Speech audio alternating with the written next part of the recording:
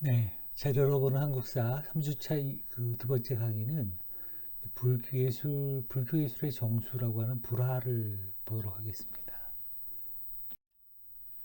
이 수업 목표는 역시 여러분들이 사가의 사료, 그 전문 해설자의 해설, 전문학자의 논문을 비판적으로 검토해서 여러분 스스로 역사 현장 재현 능력 및 미래 역사 재구성 능력 함량을 목표로 합니다. 이걸 통해서 여러분들이 그 역사적인 글쓰기 작성 능력이 부집을 시간에 향상되기를 기대하는 것입니다. 단지 오늘 다루는 자료는 사가에 쓴 글과 더불어서 이미지가 들어가는 건데 이건 고려불화를 다루는 게 저희가 이유이기도 합니다. 수업에 들어가기 전에 먼저 그 고려불화의 대표적인 것들 몇 점만 보면 여기서 그 오른쪽에 있는 그림은 이제 변상도라고 하는 건데 아시다시피 이제 중세 사회에서 지식이라고 하는 것이 소수의 이제 권력자에만 독점되어서 일반 사람들은 글을 잘 모르는 경우가 많았잖아요. 그래서 이제 그 불경의 경전의 내용들을 이제 그림으로 보여줘서 그 어떤 이야기의 단서를 만들고 그 단서를 통해서 그 그림을 설명을 통해서 이제 그 부처의 세계 또 불경의 세계를 설명하는 건데 이제 여기서 변상도라고 하는 것은 불교 경전의 내용이나 그 교리를 알기 쉽게 상징적으로 표현한 그림이라고 볼 수가 있습니다. 그리고 이제 그렇게 봤을 때 이제 위 그림은 고려 사경 변상도로는 가장 오래된 1600년의 대보 적경을 그린 그림인데요.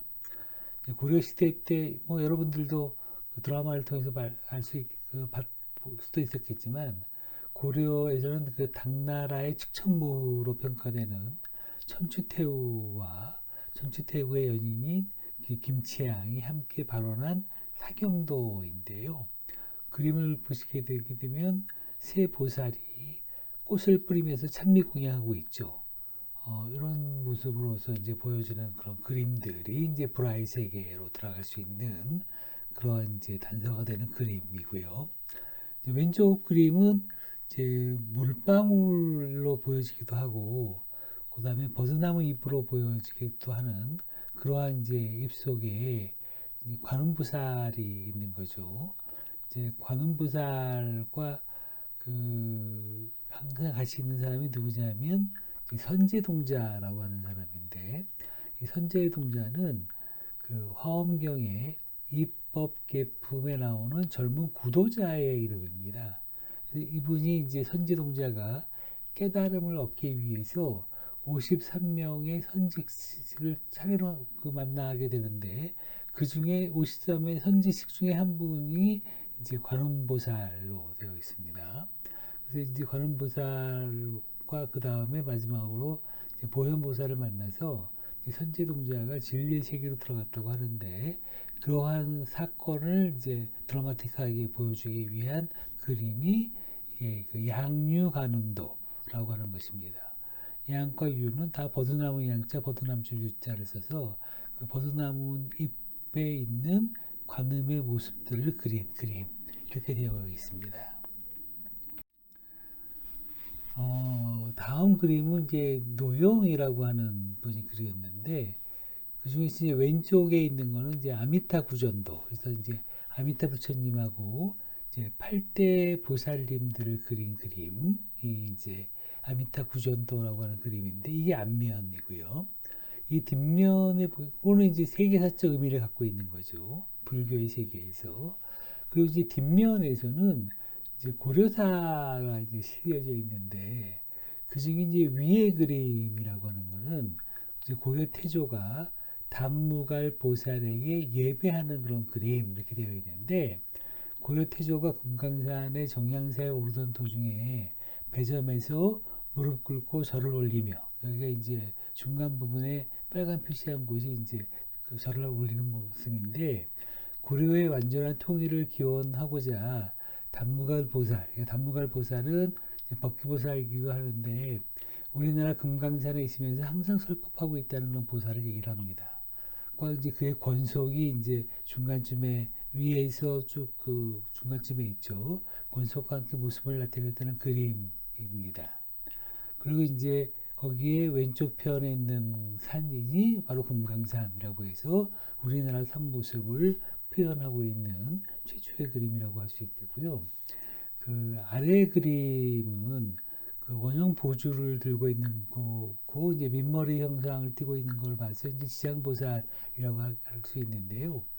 왼쪽에서는 이제 승려와 동자가 있고 오른쪽에서는 이제 이 그림을 그린 그 화가 그러니까 노형이 이제 참여하는 모습들이 잘 그려져 있어서 서양의 그 르네상스 이후의 그림에서도 화가들이 자기가 그린 그림에 등장하는 것처럼 우리나라에서도 이렇게 그려져 있는 그런 모습을 잘 보여주고 있습니다. 관음보살에 대한 건데 오른쪽 있는 그림부터 보겠습니다. 이걸 여러분들이 익숙하지 않아서 그 내용을 이제 하나씩 하나씩 설명하면 바닷가에 아주 기이하게 생긴 바위 위에 비스듬히 걸터 앉아서 관음보살이 앉아 있죠. 그리고 이제 관음보살이 화면 전체를 가득 메우고 있습니다. 그리고 이제 관음보살의 어깨 너머로서는 아주 괴이하게 생긴 절벽이 그 위태롭게 놓여 있는 것과 겹쳐서 대나무 한 쌍이 그 서 있는 모습을 보이게 됐고요.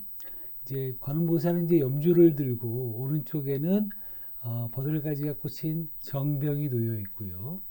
발 아래에는 산호하고 아주 그 특이한 꽃들과 아주 요상하게 생긴 그런 풀들이 자생하고 있는 바닷가 대안에 이제 관음을 올려다보고 있는 선제동자의 모습이 묘사되어 있습니다. 이렇게 해서 보면 이제 화면 중심에 관음보살이 배치되어 있는 거죠. 그리고 이제 화면 왼쪽 비퉁이에 선제동자가 금경을 또 오른쪽 모서리에 대나무가 원경을 이루면서 대나무와 절벽이 화면 오른쪽에 무겁게 차지하고 있죠. 이로써 이제 전 화면이 오른쪽으로 치우친 대각선 구도를 이루고 있습니다. 화려한 보관을 쓴 얼굴은 풍만하면서도 의젓한 표정이고요. 둥글면서도 부끄러운 어깨, 풍만한 가슴, 미끈한 팔과 손 등이 화려한 꽃무늬가 수놓인 흰 사라를 통해서 아주 은은히 비치고 있어서 매우 감각적인 아름다움을 더해주고 있는데 이런 매력적인 표현은 붉은 천이에 쌓인 하체에 걸터하는 자세에서도 여실하게 보이고 있죠. 그래서 아마도 관음보살의 형상이지만 당대 왕실이나 귀족층의 귀부인의 고귀한 모습을 재현한 것이 아닌가 이렇게 생각을 하고 있습니다. 또 이 그림을 그린 기록에 보게 된다고 하게 되면 1323년 충수광 10년에 내방종사였던 서구망이가 그렸다라고 하는 것을 이제 알 수 있어서 이 그림이 그 서구방의 그림이다 이렇게 볼 수 있습니다. 굉장히 유명한 그림 중에 하나이죠. 왼쪽 그림은 이제 김우문이가 그린 그림인데 크기가 굉장히 커요. 높이가 5m, 너비가 2.7m가 되고 1310년에 완성된 건데요.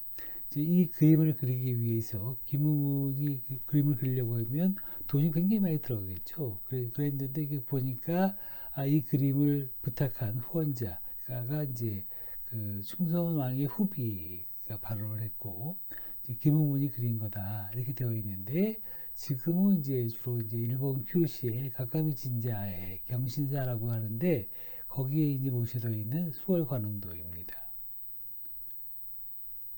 어때요? 그 세점의 관음도를 보시니까 그 주로 이제 선제동자하고 같이 등장을 하죠. 이제 화엄경에 묘사되어 있는 그림들을 그려낸 그런 것이라고 할 수 있겠습니다. 네, 그러면 이게 이제 고려 불화에 대한 이제 기본 지식을 가지고 이제 불화를 이제 묘사한 글들에 대해서 한번 보도록 할 텐데요. 그런 이제 서궁, 이규보, 이색 세 분에 대해서 보려고 하게 되는데 그 서궁이라고 하는 사람은 누구냐면 이제 그 고려 송나라의 사신단의 이른바 이제 그 부관으로 온 사람인데, 이 사람이 이제 고려에 들어와서 개경에 1년간 머물다가 귀국해서 고려도경이라고 하는 그런 책을 지어서 송나라의 고려를 이렇게 소개한 사람인데요. 그 중에 이제 그 전국 안화사를 방문했던 방문기가 첫 번째 글, 그 전국 안화사 방문기고요. 두 번째 이규보가 쓴 글은 그 당시 이제 그 이제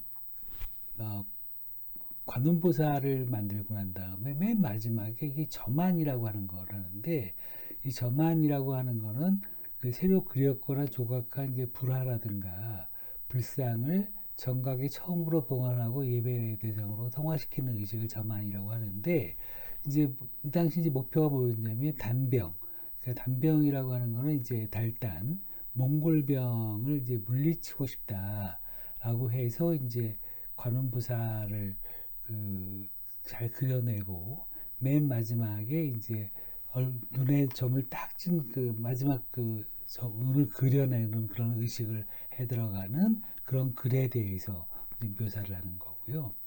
그 세 번째는 이제 목은 이색 선생이 쓴 목은 문고에 실려 있는 건데, 휴화상이라고 하는 사람에 대한 글을 쓰면서 썼던 내용들이 이제 있어서, 요 세 편의 글을 보다 보면 고려시대 때 불화라고 하는 것이 어떻게 있었다라고 하는 것을 이제 잘 볼 수 있게 해주는 그런 건데요.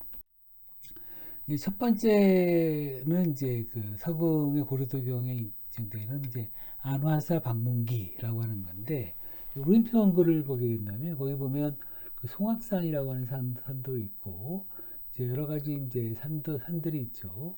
그 중에서 이제 그 빨간 표시한 곳이 이제 안화사라고 하는 절이 있는 곳인데, 그쪽에 그 그때 이제 4번쯤이 있는 곳이 이제 고려궁이, 그러니까 만월 때부터 시작해서 고려궁, 황궁이 있었던 곳입니다. 왕부가 이제 그런 곳인데, 그에 대한 내용을 이제 묘사했던 건데, 안화사, 유왕부지 동북, 산행 삼사리, 점견 임월청무, 수록기군, 자관도남, 옥륜사, 과수십보, 곡경영우, 수성협도, 사면여망극 해서 안화사 가는 길을 했었는데, 왕부의 동북쪽을 거쳐서 그 산길을 3~4리 정도 가게 되면 점차로 숲 그늘이 맑고 무성해지고, 또 그 사이사이에 있는 늪과 산기슭은 험해지는데, 그 관도의 남쪽 옥륜사에서 수십 보를 가면 작은 길이 구불구불 이어져 있고, 높은 소나무가 길을 끼고 있는데 그 삼엄하기가 만자루에 창을 세워 놓은 듯하다라고 해서, 이 송악산이라고 하는 산이 굉장히 우거진 울창한 그런 산이었구나 라고 하는 것도 더불어 알 수 있습니다. 그러면서 이제 여러분들 머릿속에 이제 안화사 가는 길, 안화사의 전체 절의 풍경들이 어떻게 됐는가, 이것도 이제 연상해서 보여야 될 것 같은데요.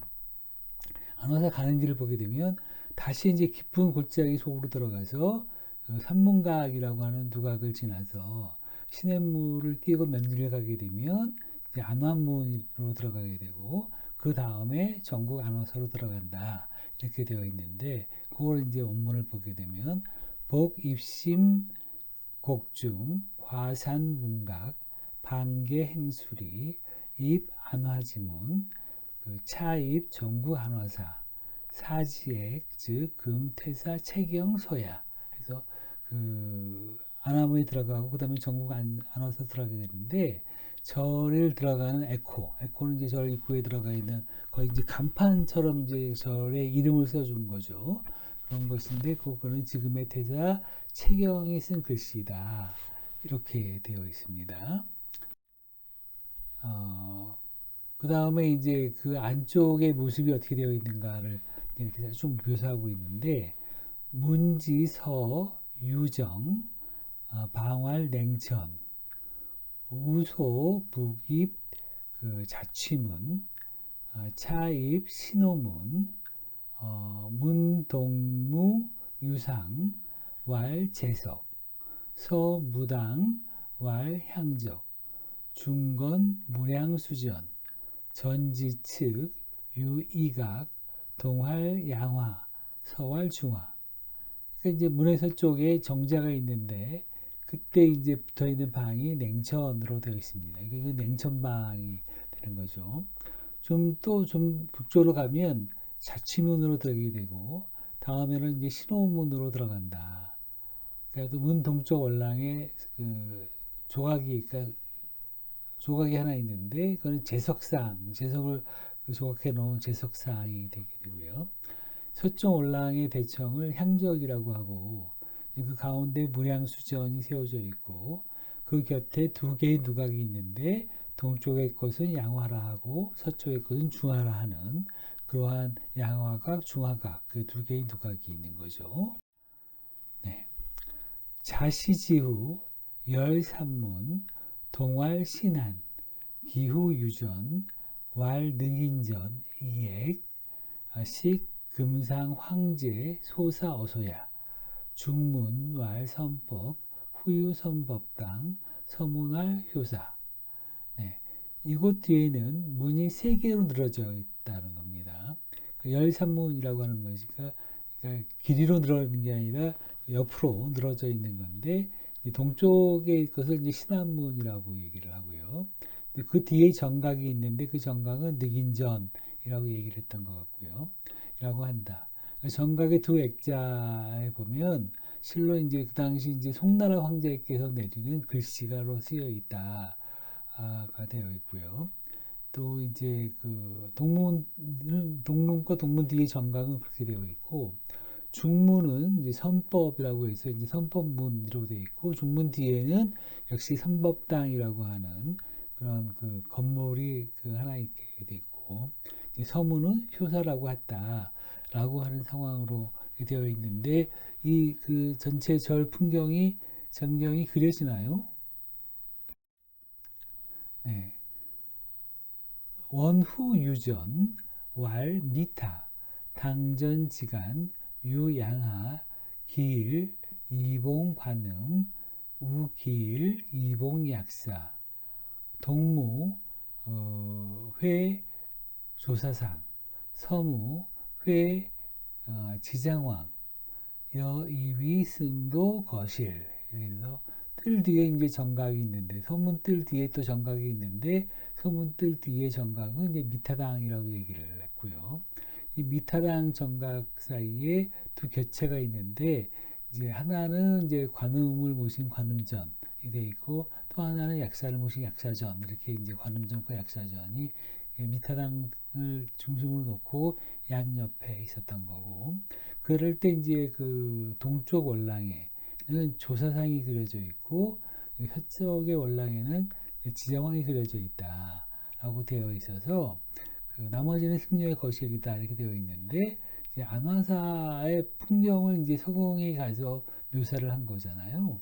그럴 때 이제 미타당, 그러니까 서문에 있는 뒤편에 미타당이 있고 미타당 옆에 이제 관음전과 역사전이 있는데 그걸 둘러싸고 있는 그러한 동쪽 벽에는 이제 조사상이 그려져 있고 서쪽 벽에는 지장왕이 그려져 있다라고 이제 볼 수 있는 게 이제 첫 번째 있는데 이걸 보게 되면 그 당시 이제 절 내부에 불화들이 많이 그려져 있구나라고 하는 것을 알 수 있고 뭐 여러분들 요즘 가도 이제 절에 가면 여러 가지 이제 불화들이 그려져 있죠.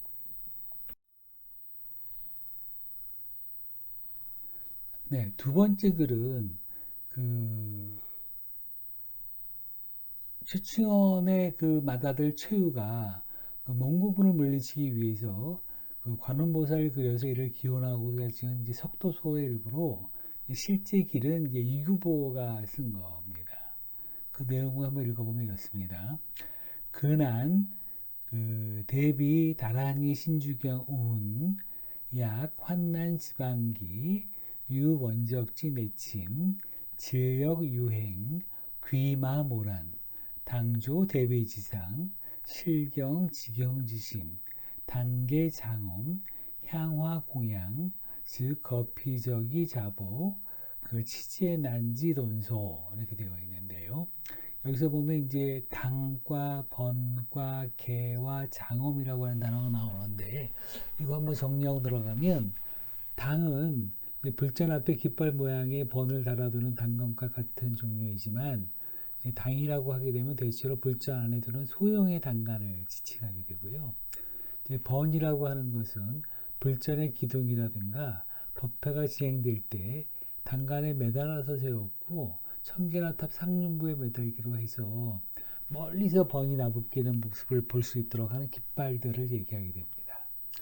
개는 햇빛가리개라고 하는 건데 이제 이렇게 당이나 번과 개와 더불어서 이제 장엄이라고 하는 말을 이제 불교계에서 많이 쓰는데 여기서는 이제 불교에서 정토의 장식 엄정한 모습으로 또는 불타나 보살의 공덕을 그 신체에 장식하는 것을 말씀해 드리는 거여서 이제 우리가 흔히 얘기하게 되면 이제 그 장식한다, 장엄한다고 하는 뜻은 이제 장식한다는 말을 불교적 높임말로 쓰면 이해하면 될 거라고 생각하는데 그 내용을 보면 이렇습니다. 삼가 대비다란이 신주경을 살펴보니까 만약에 환란이 일어나거나 이제 그 적이 침범을 하거나 또 전염병이 유행하거나 또 귀마가 설쳐서 어지럽힌 일이 있거든 마땅히 이제 그 관세음보살의 불상을 만들어서 모두가 지극히 공경하는 마음을 기울여라 라고 되어 있는데 이제 관세음보살을 하게 되게 되면 이제 우리 인간의 보통의 걱정 근심을 보통 없애주는 그 보살이니까 이제 그 관세음보살의 그 상을 만들어서 공격하는 마음을 기울여라 이렇게 되어 있고 그러다 더불어서 이제 당과 그 개, 깃발과 개로 이제 장엄하게 해서 향과 꽃으로 공양해라. 그렇게 하면 적들이 죄다 스스로 항복하여서 모든 환란이 아주 소멸되리라. 라고 이제 그 경에 씌어져 있다라고 하는 것을 이제 그 거론하면서 이걸 이제 받들자마자 이제 그 신이 가르치는 것 같다. 그래서 그럼 우리는 어떻게 해야 될 것인가 이렇게 되어 있는데 봉차유원, 여승친촉, 자천 단청지수, 용모 수월지용, 우제회사지공, 초아백의지상, 경피하간, 앙정연모. 이 유언을 받들자 마치 친히 가르친 말씀을 듣는 것 같았다. 부처님한테 말씀을 듣는 것 같았다.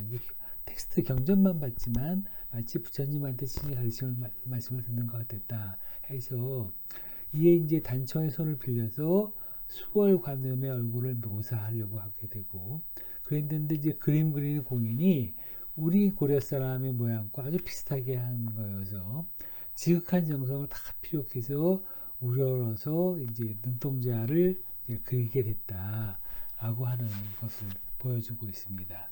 그래서 이제 이 당시에 이제 그 외적이 침입했을 때 지난번에 본 것처럼 그렇게 이제 불경을 목판에 인쇄하거나 하기도 했지만 이런 식으로 이제 그 불화를 그려서 외적의 침입을 방어하는 그러한 느낌을 갖게 되는 그러한 불화도 그리고 있었다를 알 수 있겠죠.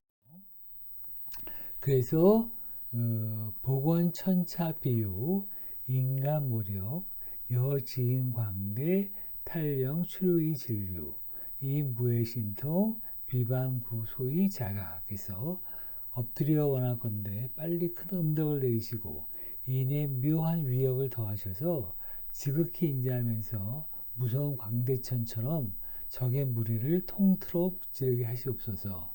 무해신통으로서 그 나머지는 저절로 물러나 옛 속으로 돌아가게 하소서라고 해서 여기서도 이제 그 관음을 왜 그리는가 라고 대한 글이 지금 적혀 있는 거고요. 이제 세 번째 글은 이제 모군이 휴화상과 관련해서 그러니까 모군 2세기 교본이 있었던 나홍화상의 제자 휴상인에게 써준 글의 일부가 되어 있고요.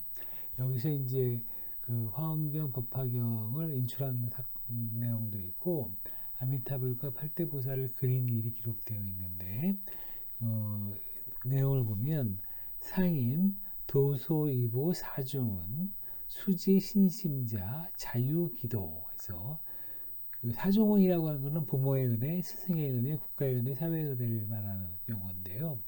휴상인은 사중은을 갖기 위해 노력하였으며 자신의 몸과 마음을 닦는 데 있어서도 나름대로 어떤 원칙을 지니고 있었다. 우의 불형상, 불언어, 개소이자 입도, 지우요자, 사제자 도우달원자, 화지묵인 화엄법화 유주자 각일부에서 또 휴상인은 그 부처의 형상이라든가 부처의 말씀을 이제 그 잘 그리고 새기는 것.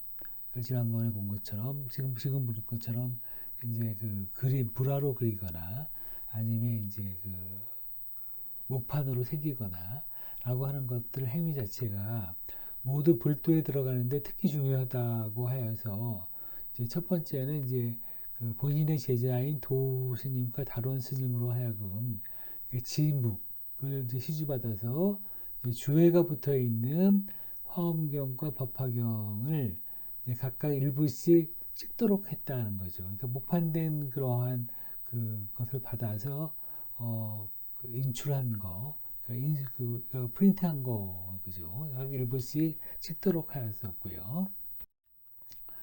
또 우의설법 소득보시, 화 서방미타 팔보살, 치장명등본, 추기여, 조인경비 이렇게 얘기해서 또 이제 그 설법을 통해서 얻은 보시를 가지고 그러니까 여기서 이제 그 신도들이 그 보시를 하게 되게 되면 그 돈을 가지고 서방정토의 아미타불과 팔대보살 그러니까 앞에도 우리가 보였지만 이제 아미타 구전도라고 하는 것이 아미타 부처님하고 그 팔대보살을 하는 건데 이걸 해서 이제 장명등 아래에 안치하게 되었고 또 남은 비용은 그 불경을 찍는데 또 보태도록 했다. 이러한 글이 남아 있는 걸로 봐서 아마 그 서공과 이교보와 이세계 글 내부에서 불화가 어떻게 그려지는지를 잘 볼 수 있게 되었습니다. 이 내용을 보게 되어서 이제 여러분들이 파악한 내용을 보게 되면 이제 서공을 통해서 그 암단사라고 하는 절 안에 있는 그런 미타당 동쪽 월랑에는 조사상이 그려져 있고 서쪽 월랑에는 지정왕이 그려져 있다라든가 그 이규보가 쓴 글을 통해서 그러니까 몽골의 침략을 저지하기 위해서 단청을 손을 빌어서 이제 수월관음의 얼굴을 그렸다라고 하는 이제 불화 제작의 그 동기들이 설명되어 있고요. 그뿐만 아니라 이제 그 이색을 통해서 증휴 그 휴상인이라고 하는 사람의 글을 통해서 이제 그 설명을 통해서 얻은 보시를 가지고 서방조토의 아미타불과 팔대보살을 그려서 장명등 아래서 안치했다라고 하는 건데 이 장명등은 이제 그 왼쪽 그림 있는 것처럼 이런 게 장명등인데 그 그림을 이제 장명등 아래 공간에 걸었다라고 하는 것이 주목된다고 하는데 이 어디에 안치했는가에 대해서 우리가 뒤에 논문에서도 보겠지만 그 주소환 선생이 고려불화의 미적 특질과 그 개통성이라고 하는 글을 썼는데 거기서 이제 어떤 것에 착목해서 글을 썼냐면 그 어떤 정각 내부에 감시를 조성하고 그 감시를 위한 인공적인 조명시설을 갖춘 공간에서 걸었다 이렇게 두었는데 왜냐하면 이제 이분이 이렇게 유추한 것은 이제 고려불화가 아주 굉장히 화려한 채석과 정교한 필치로 되어 있어서 야외 공간에서는 잘 보이지 않는다는 거예요. 그래서 아마도 자연광이 아니라 실내에 들어가 있는 인위적인 조명 속에서 봤을 거다. 이렇게 해서 장명등 아래에 안치했다라고 하는 것은 장명등 아래에 이제 그 아미타 구전도의 그림을 그린 그림을 보관할 그런 공간을 이제 조성을 해서 그래서 이제 이 그림을 그렸다. 이렇게 보게 된 것이 이제 우리가 정리한 내용들이죠. 요것이 이제 그 우리가 서금과 이규보와 이색이 쓴 글을 통해서 이제 불화가 어떻게 나오는지에 대해서 이제 이야기 했는데 이 글에 대해서 이제 전문학자의 해설이 어떻게 되어 있느냐라고 하는 내용을 보게 되면 이렇게 설명하고 있습니다. 위 사료들은 고려 불화의 존재와 함께 제작 과정을 알려주는 기록의 일부이다. 첫 번째 사료는 고려동의 찬자인 서궁이 안화사를 보고 남긴 글인데 이 글을 보면 안화사에는 조사상과 지장왕이 그린 불화 등이 그려져 있었다. 이렇게 되어 있고요. 사료 2는 그 최후가 그러니까 거란군을 물리치기 위해서 이게 단병이라고 해서 이제 거란병이라고 얘기했는데 아마도 이게 몽골군일 것 같아요. 그러니까 몽골군을 물리치기 위해서 관음보살을 그려 이를 기원하고자 지은 속토소 일본어서 실제 글은 이규보가 썼다 이렇게 되어 있고 세 번째 글은 이제 그 모군 이색과 교분이 있었던 나홍화상의 제자 휴상인에게 써준 글의 일부인데 거기서 보면 이제 두 가지 사건이 주요하게 기록되어 있는데 화엄경 법화경을 인출했던 얘기도 있고 아미타불과 팔대보살, 그 아미타 구전도를 그린 일도 기록되어 있다. 라고 하는 것이 이제 전문학자의 해설인데요. 이 사료에 따르면 고려 불화는 왕실이나 귀족, 권문 세족들의 지원을 받아서 승려나 전문 화원이 제작을 했고, 네, 이들은 이제 불화를 그리는 과정을 통해서 불경의 세계를 구현하는 한편 불교를 통해서 열반에 들고자 하는 염원을 담았다라고 이제 설명을 하고 있습니다. 이렇게 불화가 이제 주목되는 건데 불화는 이제 고려 청자와 더불어서 고려 예술 세계를 대표하는데 불화는 석탑이나 부도, 승탑, 불상들과는 달리 이상적 세계를 구현할 수 있는 장점이 있었는데요. 이제 제작자의 의도에 따라서 중생과 보살, 부처의 세계를 함께 담거나 여러 부처와 그 세계를 그려낼 수 있기 때문에 불화는 굉장히 그 예술적으로 뛰어나다 이렇게 보고 이제 화려함과 정교함은 이제 불교 미술 불화에서는 거의 정수가 되고 있는데 그걸 이제 불화를 그리게 된 동기를 보게 된다고 한다면 제작 동기를 보게 되면 예배용이거나 법회용 그리고 이제 병난을 없애기 위한 외적 침략을 막기 위한 양병 이제 재해를 없애고자 하는 소재용, 재해를 없애면 좋겠다라고 하는 거고, 수명장수 기원용, 이제 탄생 기원 및 탄신 축하용 등 여러 가지 용도로 제작되고 있었다라고 하는 것을 알 수 있습니다. 그리고 이제 현존하는 고려불화로서는 이제 우리 앞에서 본 것처럼 이제 가장 이른 시기 것이 천중년, 그러니까 목종 9년에 천추태후가 발원하여 제작한 대보적경 사경 변상도가 있고요. 또 그 이외에도 11세기, 12세기에서 제작된 걸로 추정되는 모판본 변상도들이 많이 있다고 할 수 있는데 지금까지 전해하는 아주 화려함과 섬세함을 보여주는 고려불화의 대다수는 대부분 이제 원간섭기에 해당되는 이제 14세기에 제작됐다라고 하는 거고 이런 고려불화는 남성과의 관계도 고려를 해야 되고 서화와의 관계도 고려해야 되고 원나라의 영향도 한번 고려해 가면서 고려 불화를 봐야 되겠다 생각을 해야 될 것 같은데, 네. 실제 이제 그 남성 불화나 서화 불화, 그리고 원나라 불화를 하고 놓고 보면 고려 불화가 굉장히 그 화려하고 아마 또 값비싼 그런 불화였다라고 하는 것을 여러분들은 알 수 있을 겁니다. 그래서 송나라 영향을 보게 되는 것 중에 하나가 이제 전문학자의 해설을 보게 되면 이제 전국 안화사는 이제 송나라와 교류가 있음을 알려주는 사찰이다. 라고 해서 이제 본래 안화사는 936년에 창건되었는데 이제 그 1117년에 대대정이 중건을 하였고 이때 이제 송나라의 휘종 임금하고 송나라 재상이었던 채경이 이제 에코를 써서 보내주었다라고 하는 거고요. 이렇게 보게 된다면 아마 거기에 그려졌던 조사도나 지장왕도라 같은 그림 같은도 송나라의 영향이 있지 않았을까 이렇게 설명을 하게 됐는데 이제 고려불안은 이처럼 송나라와 교류를 주고받으면서 제작되었으나 중국의 것과 다른 독자성을 띄었다라고 하는 걸 설명하고요.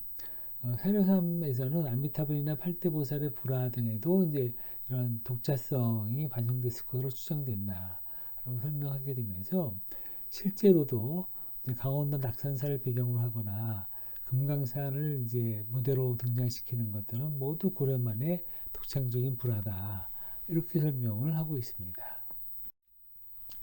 그러면서 이제 김우문의 수월관음도와 소구방의 수월관음도 그리고 이제 해어의 양류관음도를 예를 들면서 설명하고 있는데 현존하는 고려불화는 국내적으로 대략 140여 점이 전한다고 하는데 그 중에 세경화가 이제 70여 점이 남아 있고 고려불화 일본은 이제 국내에 현존하고도 있으나 아주 실제 상당수는 일본으로 건너가서 연구에 어려움이 있다라고 하는 것도 이제 설명을 하고 있고 광경변도나 나안상, 관음보살살, 지장보살상, 아미타열애상 등을 포함해서 거의 이제 70여 점이 일본에 가 있고요.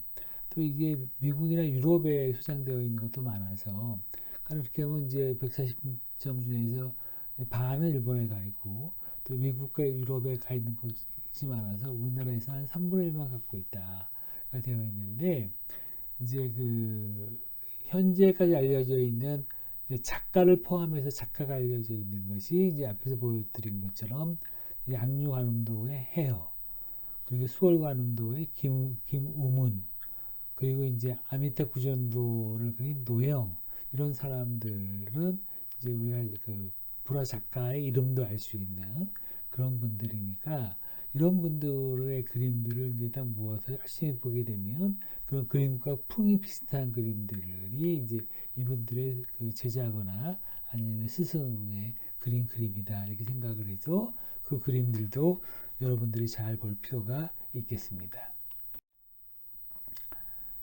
그래서 이제 그 실제 이런 내용들을 보게 된다고 하게 되면 이런 고려불화는 이제 왕실과 관련 있는 사찰이 많이 모셔져 있고 또 귀족들의 발언에 의해서 제작되어 있고요. 고려불화는 그러면서 이제 독자적인 시각을 바탕으로 제작되어 있고 중국 것과 다른 이제 새롭게 불화 공간이 구성되어 있고 부처와 보살, 일반 백성, 건축물, 복시, 원근법 등이 반영되어 있어서 이런 점에서 고려만의 독특한 미감을 느낄 수 있는 것이 이제 고려불화다. 이렇게 이제 해설자는 썼는데 이 해설자가 우리도 지금 누군지도 모르고 이분이 어떤 거를 근거로 해서 본인의 글을 근거로 했는지 다른 분의 근거로 했는지가 잘 몰라서 여전히 이제 우리들의 생각으로 정립시키기는 좀 어려움이 있는데 하여간 그럼에도 불구하고 이제 해설자는 이제 이런 내용들을 이제 정리를 했죠. 이제 불화는 이제 왕실, 귀족, 권문세족 등의 지원을 받아서 이제 승려나 전문화원이 제작을 했고 이제 불화를 그리는 과정을 통해서 불경의 세계를 구현하고 불교를 통해서 열반에 들고자 하는 염원을 담았다. 그리고 이제 불화는 제작자의 의도에 따라서 중생과 보살, 부처의 세계를 함께 담거나 여러 부처와 그 세계를 그려낼 수도 있었고 굉장히 화려하고 정교했는데 이러한 것은 이제 예배용이나 법회용 그리고 이제 양병 및 소재용 등등의 용도로 제작되어 있었다. 그렇지만 이런 불화는 굉장히 고려의 독자적인 시각으로 제작되었다라고 하는 것이 이제 전문학자의 해설이어서 여러분들은 이제 사가의 그 사료에서 반영되고 있는 서공이라든가 이규보라든가 이색이 했던 말씀을 전제로 했을 때 고려불화는 그 실체가 어떤 거다라고 하는 것을 이제 알 수가 있게 되었죠. 그래서 이제 사기의 원문가, 그러니까 사가의 원문과 전문학자 해설을 종합하게 되면 이제 그런 얘기들이 나올 텐데 이 얘기를 이제 여러분들의 지식, 그러니까 지식이라고 하는 것은 여러분이 알고만 있는 게 아니라 그 지식을 가공해서 여러분들 누군가 고려불화의 세계를 설명하고자 할 때, 예를 들어서 이제 그 사가의 사료는 이제 명백하게 이제 주요 근거가 되겠죠. 내가 이걸 봤기 때문에 내 지식은 확실해 라고 하는 걸로 설명할 수 있는 근거가 있죠. 근데 이제 전문학자의 해설은 지금까지 쭉 본 것처럼 이제 누가 쓰신 건지 잘 모르니까 그분이 어떤 근거로 그런 글을 썼는지를 잘 알 수가 없으니까 이제 좀 더 이제 명확해지기 위해서 이제 전문학자의 논문을 보고 이제 쭉 이제 여러분들의 생각을 정리할 텐데 그 생각 중에 하나가 이제 그 최근에 쓴 글, 2000년도 이후에 쓴 글을 이제 주로 쓰고 최근에 쓴 글을 참고하라고 그랬죠. 그와 관련해서 이제 주수환이라고 하는 학자의 글을 보니까 여러분들 그 학술정보원에 들어가서 검색해 보면 이제 주수환 님이 쓴 글이 굉장히 많이 있습니다. 그걸 봐서 이분은 여러분들이 참고를 해도 좋겠다라고 하는 것을 이제 결정할 수 있겠고요. 그래서 이제 이 논문에서도 그 논문을 인용할 때 주수환 선생이 2012년에 쓴 고려 불화의 미적 특징과 그 개통성을 정리하면서 이제 보도록 할 텐데요. 이분은 그 리움박물관 소장이 아미타 내용도 하고 사유쿠지 서복사라고 하는 일본의 그 절에 소장되어 있는 16광경 변상도를 이제 들면서 이제 여러 가지 이제 본인이 하시고 싶은 말씀을 하고 있는데요. 첫 번째가 이제 고려불화를 얘기할 때 고려불화가 굉장히 화려하고 정교하다.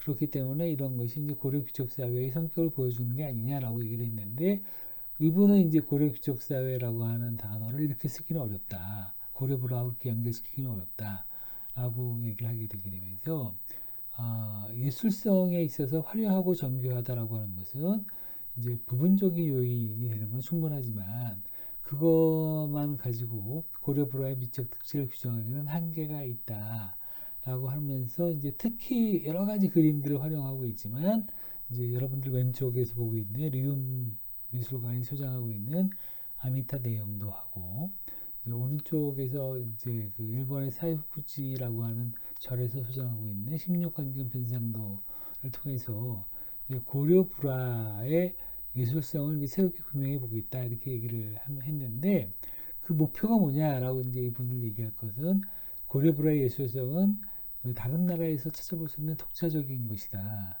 그리고 그런 독자적인 미감을 창출해낸 것은 고려 사회의 자주성과 독자성에서 기인한 거다. 이렇게 설명을 하고 있는 겁니다. 그래서 이분의 전체 글은 목표가 이렇게 되어 있다라고 하는 것을 이제 여러분들이 전제를 해야 될 것 같고, 그러면서 이제 세 가지 중요한 특징을 들고 있는데, 첫 번째는 고려 불화의 특징은 중국의 불화 양식. 그러니까 여기서 중국이라고 하는 것은 이제 주로 중원 왕조들. 여기서 때는 이제 송나라, 남송을 들고 있는데, 그 중원의 불화 양식하고 북방적 미감이 공존되고 있다라고 하는 것을 들고 있습니다. 즉 고려가 중원 중국과 북방 제국과의 세력 균형 속에서 양쪽의 불교 미술 양식을 고루 수용하고 조화시킴으로써 전혀 새로운 표현 방식을 확립하고 있었다라고 하는 건데, 예를 들어서 이제 도상은 북방적 요소를, 또 회화적 양식은 남성적 요소를 한 작품에 공유시키고 있는 것이 고려 불화의 굉장히 중요한 특징이다 이렇게 되어 있습니다. 그 두 번째는 이제 고려 특유의 도상과 공간감을 이제 창출해내고 있는데, 이거는 이제 단순한 장점의 취사 선택이 아니라 고려만의 표현력을 이미 성취하고 있기 때문에 그렇게 된 것도 알 수 있겠다 이렇게 되어 있고요. 세 번째는 이렇게 이제 고려 특유의 도상과 공간감을 창출하고 또 그 중원 중국의 불화 양식과 북방적 미감을 다 융합시켰기 때문에 고려 그렇게 할 수 있었던 그런 능력이 뭐냐라고 하는 것은 고려인들이 갖고 있었던 자주적인 정신이 갖고 있기 때문에 그렇게 만들어진 거다. 그래서 이제 중국의 전통적인 도상이라든가 규범에 구애받지 않고 독자적으로 만들었다라고 하는 것은 이것은 도상의 수용국이 아니라 이제 새로운 생산국으로서의 자신감을 보여준다. 라고 하는 것이 이분의 글의 이제 특징인데, 이제 매진말을 먼저 본 이유는 여러분들이 지난번에 이제 그 머릿말을 통해 가지고 이 전체 논문을 어떻게 읽을 것인가 라고 하는 이제 그 어떤 가이드를 이제 만들었잖아요. 그래서 여러분들도 이제 이 글이 굉장히 여러분들하고 그 여러분들이 20대에 여러분들이 이해하기 어려운 많은 내용들이 담겨 있을 텐데, 그 중에서 이제 주수환이라고 하는 그 여러분보다 앞선 세대 학자를 통해서 고려 불화에 대한 어떤 지식을 여러분들이 흡수할 건가를 보게 되게 되면 이제 첫 번째로서는 그러니까 중국과 북방의 그 불화 양식과 미감을 융합시킨 거, 고려 특유의 도산과 공간감이 있었다고 하는 거, 그리고 이제 고려인의 자주정신이 있었기 때문에 이런 고려 불화가 만들어졌다는 거, 이것을 어떻게 논증하고 있는가, 그 논증의 증거들을 여러분의 것으로 할 건가 말 건가, 이걸 결정하는 게 이제 이 글을 읽는 목표이기도 합니다. 네. 그래서 첫 번째 양식적 계통성을 쓰게 되고 있는데, 이제 그렇게 양식적 계통은 하나는 이제 남성으로부터의 영향, 그러니까 아까 결론 부분에서 중국의 영향을 받은 거고, 또 하나는 원이나 서화 등 같이 이제 북방 계통의 영향을 받은 거다라고 하는 부분들에 대한 것들도 있고요. 그 다음에 또 어떤 요소가 또 북방 계통의 요소인가라고 하는 거를 잘 정리해 보면 그 내용들을 알 수 있겠다라고 해서 이제 설명을 하고 있는데, 그 중에서 이제 이걸 볼 때 이제 존상과 배경 그림들을 설명하고 있는데, 거기 보면 그림 1은 이제 남송의 그림입니다. 남송의 아미타불의 거고요. 그림 2는 고려의 아미타불이고요. 그림 3은 역시 남송의 아미타불인데, 그 그림 1은 이제 정면을 보고 있는 그림이고, 이제 그림 3은 이제 옆면을 보고 있는 것을 되어야지 고려하고 비교하기가 편하다 이렇게 되어 있고요. 그림 4는 이제 그 아미타불, 서하의 아미타불이 되어 있습니다. 이걸 보게 되면 이제 이걸 가지고 이제 이분이 여러 가지 분석을 하고 있는데, 이제 첫 번째를 보게 되면 남송에서 지적되는 아미타 열애도를 보게 되면 이제 배경이 생략되어 있고 예배 대상은 정면으로 향하고 있다 이렇게 되어 있죠. 이제 그림 1이 그렇게 되어 있지 않습니까? 그리고 이제 그림 2를 보게 되게 되면 이제 불자상은 대부분 정면을 향하고 있지만 입상, 특히 아미타 입상의 경우에서는 이제 반측면관으로 서 있는 경우가 많다 이렇게 되어 있죠. 그 되어 있고, 또 이제 남성의 불화, 그러니까 그림 1과 그림 3 같은 경우를 보게 되면 정면함을 한 경우는 마치 조각상이 해야 하는 역할을 대시하는 것처럼 배경이 생략되어 있는데, 고려 불화의 경우에서는 반측면관으로서 마치 어떤 이야기 속에 등장하는 부처를 표현하는 듯 하면서 이제 배경을 생략했다라고 하는 것이 이제 굉장히 중요한 특징과 차이점이다 이렇게 설명을 하고 있고요. 물론 이제 남성 불화에서도 반측면관의 입상, 그러니까 그림 3에서 보는 것처럼 이야기적 속성을 강조하기 위해서 배경이 상세하게 그려지는 경우도 있다라고 했는데, 이렇게 이제 서사적 성격을 띠는 반측면관임에도 불구하고 배경이 생략되는 경우에서는 그림 4에서 보는 것처럼 서하의 불화에서 볼 수 있다라고 하는데, 러시아 그 예르미타시 박물관은 굉장히 큰 박물관인데 그 박물관이 소장하고 있는 아미타 내용들을 보면 이제 그런 거를 알 수 있겠다 이렇게 설명을 하고 있습니다. 그런데 이제 그 그림 4에 보여지는 것은 그 예르미타시 박물관이 소장하고 있는 서하 지역의 불화, 그러니까 북방 불화죠. 그거는 서사적이면서도 배경이 생략된 점이나 왕생자에게 그 연꽃 대자를 그 보살들이 전달하고 있는 독특한 도상적 유사성에서 이제 그 삼성 리움 미술관 소장의 아미타 내용도 지금 가운데 있는 그 채색화된 그런 그림이 아미타 내용도인데 하고 자주 비교된다고 합니다. 그러나 도상적으로는 유사하지만 회화적 표현 양식 그래서 이제 차이가 있고, 회화적 표현 양식에서는 이제 오히려 서화불화보다는 남성불화와 유사한 점이 많다를 봐서 도상은 북방계통의 도상을 받아들였지만 그걸 재현하는 방식은 남성의 양식을 사용하고 있다. 이렇게 해서 북방계통과 중원 남성계통을 융합해서 완전히 새로운 고려만의 표현 양식을 이뤄냈다. 라고 하는 것이 주수환 선생이 여러분들한테 이제 제공하려고 하는 정보입니다. 그래서 고려 불화는 이제 중원 불화하고 북방 불화라고 하는 것을 그 융합시켜서 만들어서 독특한 새로운 그런 불화의 세계를 만들어냈다라고 하는 것이 이제 주수환 선생이 여러분들한테 독자들에게 전달하고 싶은 첫 번째 정보이고요.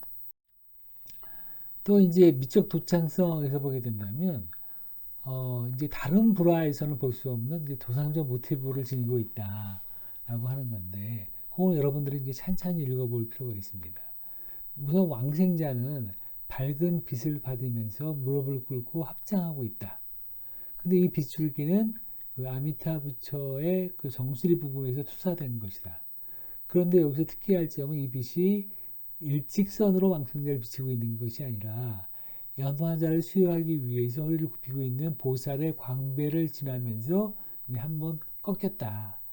만약 여기서 빛이 꺾이지 않고 직선으로 직진했다면 이 빛은 왕생자의 뒤편에 도달했을 것인데, 빛을 일직선으로 하면서도 왕생자를 비추기 위한 다른 방법은 왕생자가 더 뒤편으로 물러가 있거나 혹은 빛이 아미타불에서 투사될 때 아주 가파른 각도로 내려오게 하는 것인데, 작가가 만약 그 첫 번째 방법을 택했다면 연화자를 수여하는 보살 역시 왕생자의 위치에 맞춰서 한 걸음 앞으로 나와 있어야 할 것이고, 화면의 폭도 지금보다 더 넓어져야 되는데, 그렇게 된다고 한다면 지금과 같은 도상의 긴장감이나 긴밀감을 느끼지 못했기 때문에 이렇게 절절하게, 그러니까 빛과 그 빛을 투여되는 그런 공간, 투사되는 그런 공간, 그 대상들과의 관계를 잘 보여주고 있다, 이렇게 되어 있는데, 그렇기 때문에 이렇게 아주 이거는 그 타이트하게 보여지고 긴장감도 보여주는데, 즉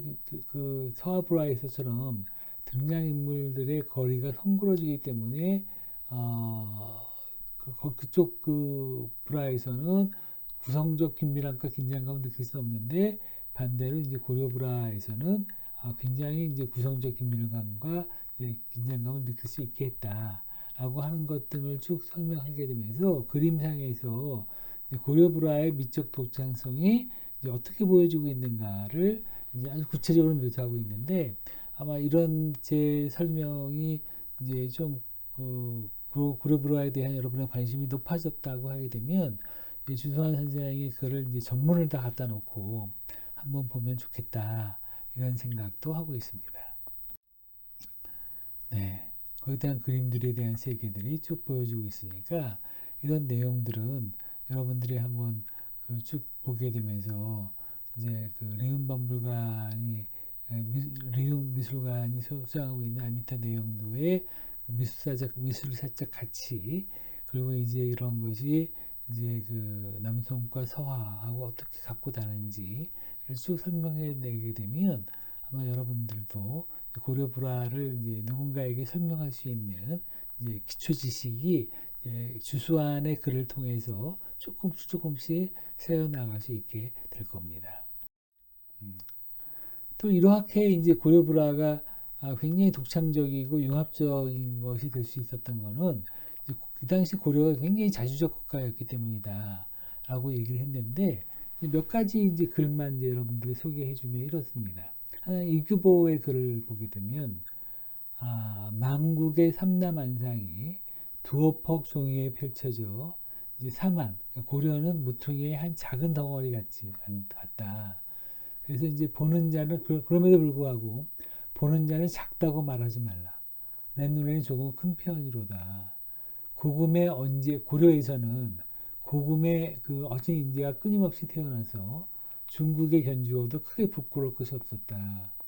인재가 있으면 나라요, 없으면 나라가 아니니 오랑캐는 땅만 컸지 촉에 같을 뿐, 그리고 중화인조차도 우리를 소중하라고 했으니 이 말은 진실로 채택할 만하다 라고 해서 이제 고려의 그런 그 자주심과 자긍심을 잘 표현하고 있고요. 또 이제 당대에 같이 이제 문장을 떨쳤던 그 진화라고 하는 사람은 서쪽의 중화, 이거는 이미 기울어서 저물고 있다. 그리고 이거는 이제 중원의 중화를 얘기하는 거고요. 북방의 변방은 아직 어둠에 덮여 있다. 그러니까 북방 민족들의 그런 곳은 아직 어둠에 덮여 있다. 그래서 앉아서 문명의 아침을 기다려라. 어떻게? 하늘 동쪽을 태양이 붉게 물들이고 있는 것을 해가지고 이제 해동중화가 이제 해동천하가 훨씬 이 시기에서는 서쪽의 중화보다 북쪽의 변방보다 훨씬 이제 동쪽의 그 천하가 훨씬 더 높은 위치에 있었다라고 하는 것을 이제 보여주는 그런 생각들을 설명하고 있습니다.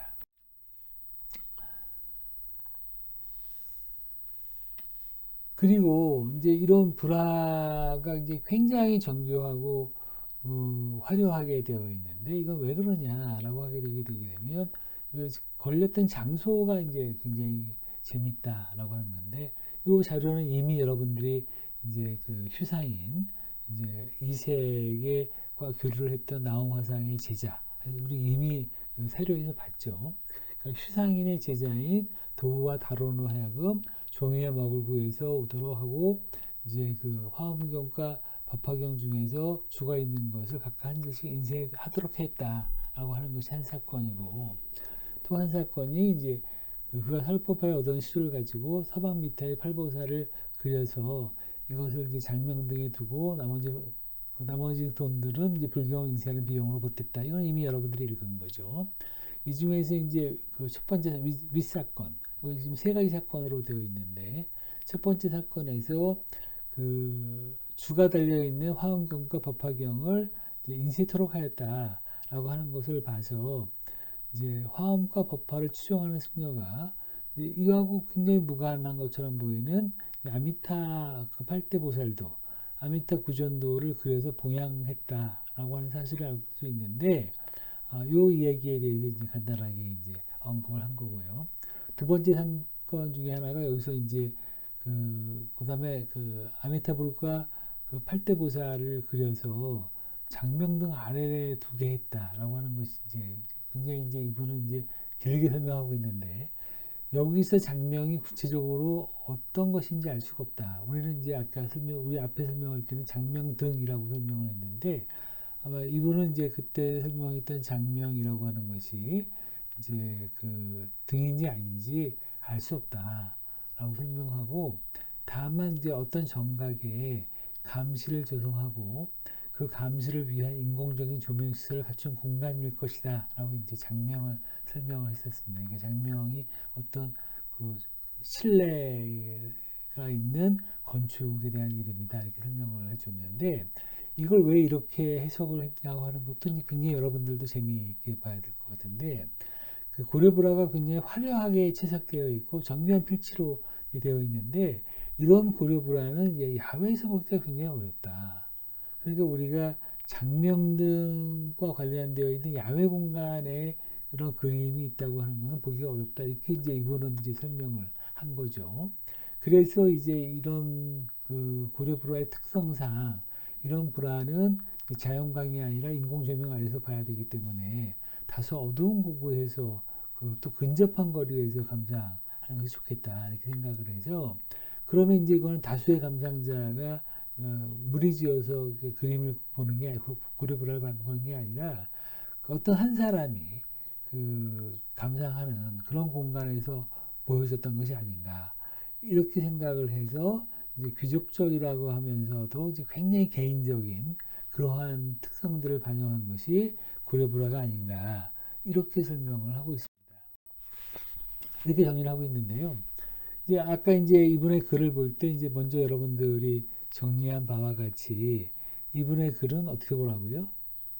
이제 굉장히 그 첫 번째가 이제 중원 불교하고 북방 불교를 고려불화가 융합을 했다라든가 고려불화에는 고려만의 독특한 그런 특성이 있었다라고 하는 그러니까 그 우리가 앞에서 봤던 것처럼 그 아미타구전도의 뒷매경을 보게 된다고 하게 되면 고려태조가 금강산을 방문했다라고 했을 때 금강산이 그려져 있다라고 하는 것처럼 고려만의 이제 풍경들을 묘사할 수 있었던 그런 것이 되어 있었는데 그렇게 고려만의 독특한 그 고려불화를 만들 수 있었던 가장 큰 이유가 뭐냐?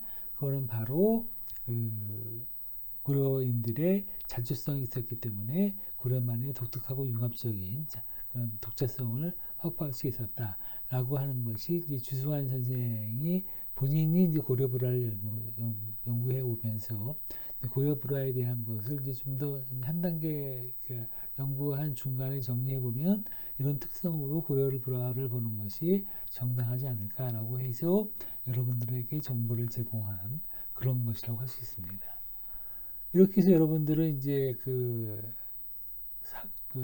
사가의 사료도 보고 그 전문학자들의 해설도 보고 또 역시 전문학자의 논문도 보면서 고려불화를 좀 정리했는데요. 이렇게 정리해 놓으니까 앞으로 고려불화에 대해서 여러분들이 좀 더 공부하고 싶은 고려불화의 세계에 빠져들고 싶다 이런 생각이 드는지 모르겠습니다. 이런 것이 들 수 있도록 여러분들이 이제 고려불화에 대한 이미지들이 구글 이미지를 보면 엄청나게 많이 나와 있고 그러니까 이제 이렇게 그림과 글, 그 논문들을 보게 되면서 여러분의 지식들을 하나하나씩 쌓아나갈 수 있게 된다면 여러분의 역사적 글쓰기, 고려불화에 대한 역사적 글쓰기의 능력도 한 단계 도약하지 않겠습니까? 네, 그렇게 기대하면서 3주차 두 번째 강의는 이것으로 마치도록 하겠습니다. 들어주셔서 감사합니다.